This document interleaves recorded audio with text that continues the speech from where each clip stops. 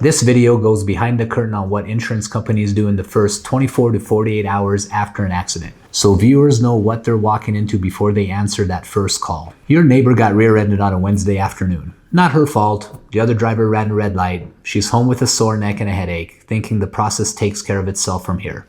The insurance companies exist for this. She'll just cooperate, be honest, it'll work out. Her phone rings Thursday morning, the other driver's insurance company.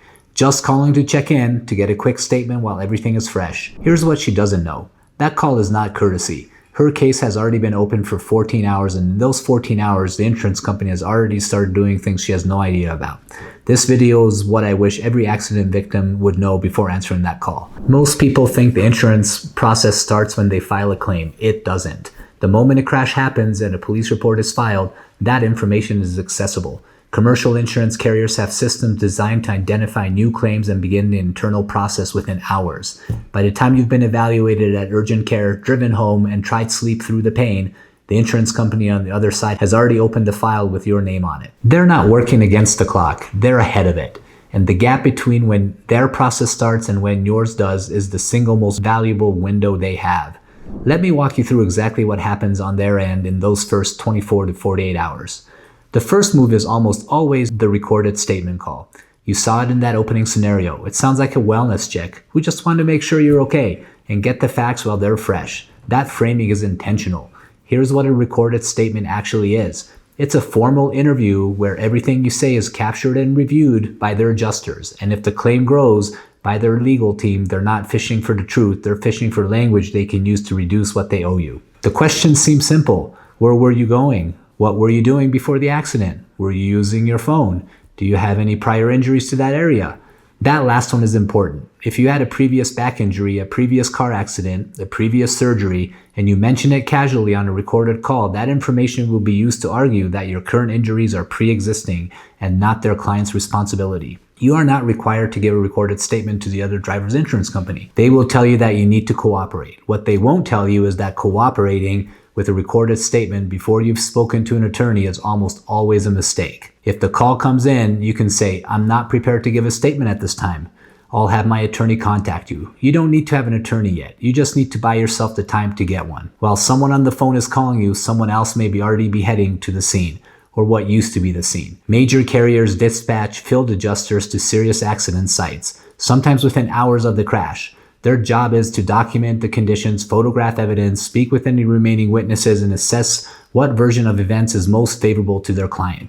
They are not collecting neutral evidence. They are building the other side's case. Here's why the timing matters. Evidence degrades fast. Skid marks fade, witnesses move on, surveillance footage from businesses near the crash location gets recorded over, often within the first 48 to 72 hours.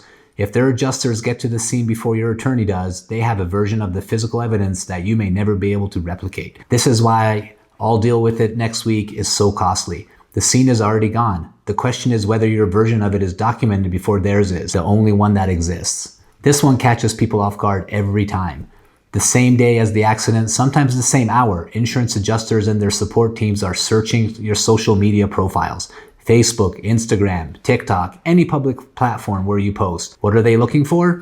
Anything that creates a gap between what you claim and what you appear to be doing. You said your back injury limits your movement. They found a photo from 3 weeks after the crash where you're at a family cookout smiling. You said the neck pain is constant. There's a video of you at your kid's soccer game. To an adjuster reviewing your claim, these images become evidence of that your injuries aren't as serious as you described. You don't have to be doing anything extreme. Normal life, photographed and posted, becomes a liability when you're in the middle of a personal injury claim.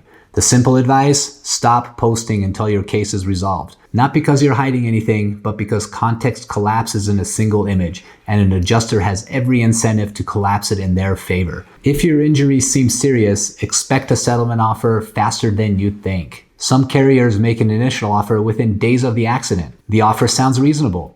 It might cover your car, maybe even your emergency room visit. You're in pain, you're stressed, and the idea of this being over quickly is genuinely appealing. That's what they're counting on. Here's the problem. In the immediate aftermath of an accident, you don't yet know the full extent of your injuries.